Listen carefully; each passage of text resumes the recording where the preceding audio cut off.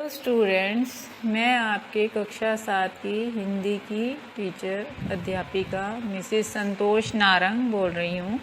आज हम हिंदी का तीसरा पाठ कुत्ते की वफादारी पढ़ेंगे। इससे पहले हमने 2 पाठ किए। पहला पाठ हमने चित्र पाठ किया था और दूसरा कविता की थी, तब याद तुम्हारी आती है, और उसके PDF मैंने दिया था। आशा है आपने उनके प्रश्न उत्तर लिख लिए होंगे। आज हम ये तीसरा पाठ पढ़ेंगे जिसका नाम है कुत्ते की वफादारी। वफादारी का मतलब समझते हैं आप? वफादारी का मतलब होता है किसी के प्रति तन मन से विश्वसनीयता रखना, उसके प्रति वफादार रहना, अपने कर्तव्य का पालन करना। जब हम किसी के लिए कर्तव्य का पालन करते हैं, उसके लिए जी जान से अपना सब कुछ दे देते हैं, तो उसे वफादारी कहा जाता है। इस पाठ में हम एक जानवर की, कुत्ते की वफादारी के विषय में पढ़ेंगे। यह कहानी लल्लू भाई रबारी के द्वारा लिखी गई है। प्रस्तुत कहानी में लेखक ने अपने स्वामी के प्रति जानवर की वफादारी को उजागर किया है। इंसानों की वफादारी के बारे में तो आपने कई बार सुना होगा, जो देश के लिए जान दे देते हैं, इंसानियत के लिए कुछ ना कुछ कर गुजरते हैं। लेकिन इसमें एक प्राणी की, एक जानवर की वफादारी की कथा कही गई है। कभी कभी जल्दबाजी में काम करने से पछताने की नौबत आ जाती है। लेखक ने यह बात कुत्ते और बंजारे की इस कहानी के माध्यम से हमें बताई है। ये कहानी है उत्तर गुजरात के पाटण जिले के राधनपुर नाम के गांव की। तो उत्तर गुजरात के पाटण जिले में राधनपुर नाम का एक छोटा सा नगर है।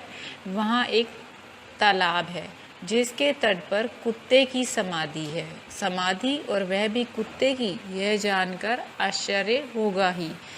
इसके पीछे एक सुंदर और हृदय को हिला देने वाली कथा है। आपने सुना ही होगा, समाधि किस लिए बनाई जाती है? किसी इंसान के अच्छे कार्यों को बताने के लिए, ताकि दुनिया उसको हमेशा याद रखे, इसलिए समाधि बनाई जाती है। लेकिन इस कहानी में समाधि हमें किसकी बताई जा रही है? एक कुत्ते की। तो इसलिए सबको आश्चर्य होता है।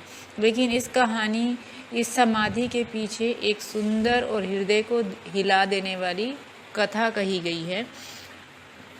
चलो अब हम वो कहानी शुरू करते हैं, जानते हैं कि ये कहानी क्या है, उस कुत्ते ने किस तरह वफादारी दिखाई। तो पुराने ज़माने में व्यापार का सामान लाने ले जाने का काम बंजारे करते थे। बंजारे किसे कहते हैं? बंजारे ऐसे लोग होते हैं जो एक जगह से दूसरे जगह घूम घूम कर अपना सामान बेचते हैं। आपने भी देखा होगा, गलियों में कई बार सूखे मेवे बेचने या कुछ अन्य सामान बेचने के लिए दूसरे जगह के लोग, दूसरे स्थान के लोग आया करते हैं। उन्हें बंजारे कहते हैं। ऐसे ही एक बंजारा था। वह अपने ऊँटों पर गांव का माल सामान लादकर शहरों में ले जाता था और वहां से मिश्री, गुड़, मसाले आदि भरकर गांव तक ले आता था। वह अपना सारा सामान किस में ले जाता था? ऊँटों पर लादकर। लाखों का व्यापार था उसका। लाखों का व्यापार था, अर्थात वह बहुत बड़ा व्यापार था उसका। वो एक बहुत सारा पैसा कमाता था, उससे लाखों रुपए कमाता था। इसलिए लोग उसे लाखा बंजारा कहते थे। लाखा के पास एक सुंदर कुत्ता था। कुत्ता बड़ा वफादार था। रात को वह बंजारे के पड़ाव की रखवाली करता था। पड़ाव मतलब जब बंजारा या कोई भी ऐसा सामान बेचने वाला इंसान, क्योंकि ये लोग घूम घूम कर बेचते हैं, तो उनका परमानेंट घर तो होता नहीं है। तो जब रात पड़ जाए या फिर उन्हें आराम की ज़रूरत हो, तो वो टेंट लगाकर रुक जाते हैं। तो ऐसी जगह को पड़ाव कहा जाता है। तो रात को वह बंजारे के पड़ाव की रखवाली करता था। अगर चोर लुटेरे पड़ाव की तरफ दिखाई देते थे, तो कुत्ता भौंक भौंक कर उन्हें दूर भगा देता था। बंजारा अपने कुत्ते की इस वफादारी से बहुत खुश था। एक बार बंजारा व्यापार में मार खा गया अर्थात उसको व्यापार में नुकसान हो गया और रुपयों की ज़रूरत आ पड़ी। अब उसके पास अपना काम आगे बढ़ाने के लिए रुपए नहीं थे, तो उसे रुपयों की ज़रूरत पड़ी। वह राधनपुर के एक सेठ के पास पहुंचा। उसने अपनी पूरी बात बताई। सेठ ने कहा, रुपए तो मैं दे दूंगा, मगर उसके बदले में तुम क्या गिरवी रखोगे? गिरवी रखने का मतलब होता है कि कुछ भी पैसे लेते हैं हम तो उसके बदले में हमें अपना कुछ सामान रखना पड़ता है। तो सेठ ने भी बंजारे से पूछा कि तुम्हें पैसे तो मैं दूंगा, लेकिन उसके बदले में तुम क्या सामान, अपना कौन सा सामान है जो तुम मेरे पास रख सकते हो जमानत के तौर पर? सो लाखा बोला, सेठ जी मेरे पास फूटी कौड़ी भी नहीं है। फूटी कौड़ी नहीं है मतलब मेरे पास एक भी रुपया नहीं है, कुछ भी नहीं है रखने के लिए। मैंने व्यापार में सब कुछ खो दिया है। मेरी ज़बान पर विश्वास रखें और मुझे रुपए दे दीजिए। ज़बान पर विश्वास रखें अर्थात मुझ पर भरोसा करो, मेरी कही हुई बात पर भरोसा करो कि मैं आपका पूरा पैसा लौटा दूंगा। पूरी रकम सूद समेत 1 साल में ही चुका दूंगा। सूद समेत मीन्स ब्याज के साथ, इंटरेस्ट के साथ। जब हम किसी से कुछ पैसे लेते हैं, हम बैंक से भी कर्ज लेते हैं, तो हमें उसके ऊपर कुछ इंटरेस्ट पे करना पड़ता है, ब्याज देना पड़ता है। इसी तरह से उस सेठ ने भी बंजारे से सूद समेत रुपए वापस लौटाने की बात की। बंजारे ने कहा कि मैं उसे 1 साल में ही वो लौटा दूंगा पैसा। सेठ बोले, कोई बात नहीं, तुम्हारे पास ये कुत्ता है तो तुम इसे ही जमानत के रूप में दे दो। जब तुम सारे रुपए लौटा दोगे तब मैं तुम्हें ये कुत्ता वापस दे दूंगा। अब उसके पास कुछ भी नहीं बचा था तो सेठ की नज़र उसके कुत्ते पर पड़ गई और उसने कहा कि अपने कुत्ते को गिरवी रख दो, तो उसके बदले मैं तुम्हें रुपए दे दूंगा। जब तुम रुपए वापस करोगे मैं तुम्हें ये तुम्हारा कुत्ता वापस दे दूंगा। बंजारे को दुख तो बहुत हुआ अपने कुत्ते को देने में। क्यों दुख हुआ? क्योंकि वो अपने कुत्ते से बहुत प्यार करता था, मगर कोई चारा नहीं था। चारा नहीं था मतलब कोई उपाय नहीं था और कुछ सामान था नहीं रखने के लिए। सो उसने अपने कुत्ते को सेठ के पास रख दिया और रुपया लेकर वहाँ से चला गया।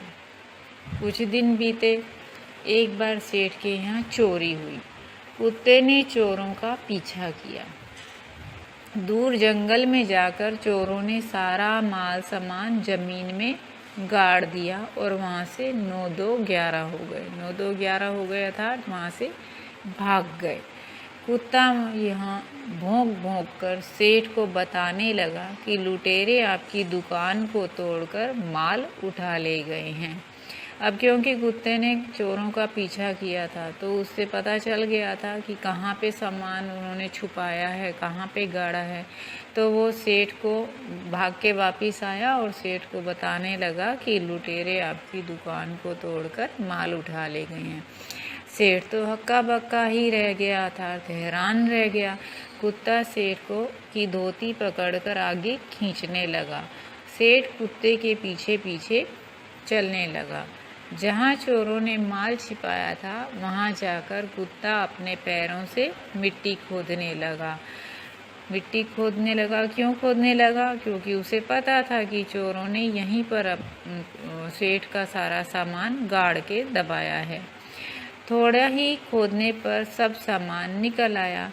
सेठ की खुशी का कोई पार नहीं था। खुशी का पार नहीं था मतलब सेठ बहुत खुश हो गया। वह कुत्ते को प्रेम से थपथपाने लगा। थपथपाने लगा में सहलाने लगा। उसे कुत्ते से बहुत प्रसन्नता हुई, कुत्ते की वफादारी से कि किस तरह उसने सारा पैसा लौटवा दिया। कुत्ते की वफादारी पर वह मुग्ध हो गया। घर आकर उसने एक चिट्ठी लिखकर कुत्ते के गले के पट्टे में बांध कर कहा, कुत्ते भाई जाओ, तुम अपने मालिक लाखा बंजारा के पास तुम मुक्त हो। मुक्त हो मीन्स आज़ाद हो। अब कुत्ते की इस वफादारी से खुश होकर सेठ ने क्या किया, एक चिट्ठी लिखी और कुत्ते के गले के पट्टे में बांध दिया और कहा कि जाओ, तुम अपने मालिक लाखा बंजारा के पास चले जाओ, तुम आज़ाद हो। कुत्ता खुश हो गया और अपने मालिक से मिलने के लिए जल्दी जल्दी भागने लगा। अब कुत्ता क्यों खुश हो गया? क्योंकि वो अपने मालिक से बहुत प्रेम करता था, इसलिए अब मालिक से मिलने की खुशी में वो तेज़ी से भागने लगा ताकि वो जल्दी से जल्दी अपने मालिक से मिल पाए। इधर लाखा ने भी व्यापार में बहुत रुपया कमाया। वह सेठ को उसकी रकम वापस करने के लिए उसी रास्ते से आ रहा था। उसने दूर से अपने कुत्ते को अपनी ओर आते हुए देखा। वह नाराज हो गया, सोचने लगा कि कुत्ते ने मेरी ज़बान काट ली है। ज़बान काट ली है मतलब क्या किया है उसने? क्योंकि लाखा ने सेठ से क्या वादा किया था कि जब मैं आपके रुपए वापस दे दूंगा तभी मैं अपने कुत्ते को वापस लौटा ले जाऊंगा। लेकिन उसे लगा रुपए तो मैंने दिए नहीं अभी सेठ को और कुत्ता दौड़कर वापस आ रहा है, तो शायद इसने मेरी ज़बान काट ली, मीन्स मेरे वादे को गलत साबित कर दिया, उसने बेवफाई की है। अब मैं सेठ को क्या मुंह दिखाऊंगा? उसने आव देखा ना ताव, बस कुत्ते के माथे पर लाठी का प्रहार कर दिया। आव देखा ना ताव मतलब ना कुछ सोचा समझा नहीं, कुछ विचारा नहीं और कुत्ते के माथे पर लाठी का प्रहार कर दिया। क्यों कर दिया? क्योंकि उसे गुस्सा आ गया, क्योंकि वो बहुत ईमानदार व्यक्ति था। उसे लगा कि कुत्ते ने बेवफाई की, वफादारी नहीं निभाई, इसलिए उसने उसके ऊपर लाठी का प्रहार कर दिया। कुत्ता बेहोश होकर गिर पड़ा। लाखा ने देखा कि कुत्ते के गले में एक चिट्ठी बंधी है। उसने इसे खोलकर पढ़ा। लाखा, तुम्हारे कुत्ते ने मुझे सूद समेत रुपए लौटा दिए हैं, अतः कुत्ते को मैं मुक्त करता हूँ। उसने मेरे घर चोरी किए माल सामान को वापस दिलवा दिया है। खुश होकर मैंने स्वयं इसे मुक्त किया है। अब चिट्ठी में क्या लिखा था? सेठ ने लिखा था कि लाखा, तुम्हारे कुत्ते ने मेरा पैसा सूद समेत लौटाया। कैसे लौटाया? क्योंकि उसने चोरी किया हुआ सारा सामान वापस दिलवा दिया था, इसलिए खुश होकर खुद ही आज़ाद कर रहा हूँ इसे। अब तुम्हें मेरे पैसे लौटाने की ज़रूरत नहीं। लाखा तो चकित हो गया, हैरान हो गया। वह चिल्लाने लगा, हाय ये मैंने क्या कर दिया, हाय ये मैंने क्या कर दिया। वह कुत्ते के शव को अपनी गोदी में लेकर फूट फूट कर रोने लगा। फूट फूट कर मतलब जोर जोर से रोने लगा। लेकिन अब पछताए होत क्या, जब चिड़िया चुग गई खेत। अब पछताने का क्या फ़ायदा, अब तो समय निकल गया था। उसने बिना सोचे बेचारे कुत्ते को मार डाला था। उसकी वफादारी के बारे में सोचा भी नहीं उसने और अपने वफादार कुत्ते से हाथ धो बैठा। तो अब बेचारा लाखा पछताता रह गया।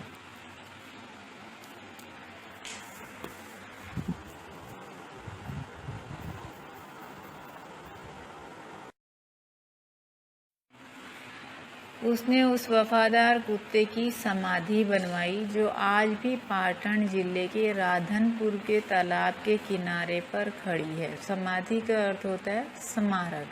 जब कोई अच्छा काम करता है तो उसकी याद में स्मारक बनाया जाता है ताकि लोगों को पता चले, संसार को पता चले कि उसने कौन सा अच्छा काम किया है जो लोगों के लिए प्रेरणा का काम करता है।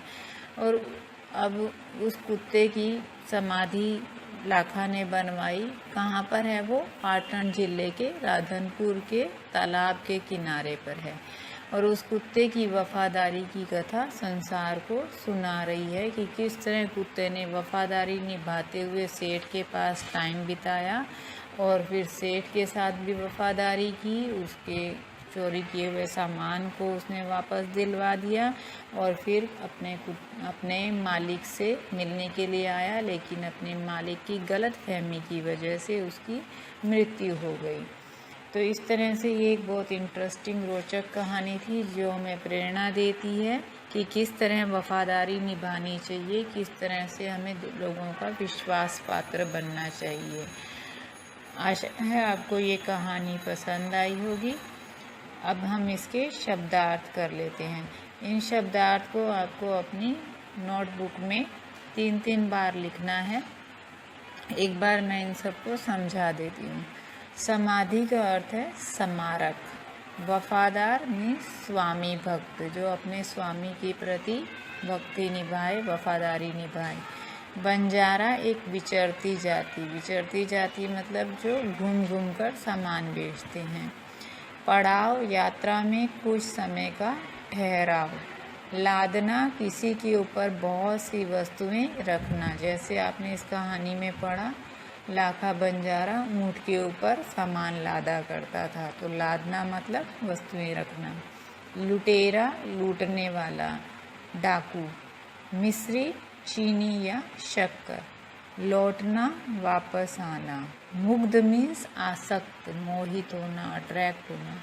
सूद मीन्स ब्याज, इंटरेस्ट।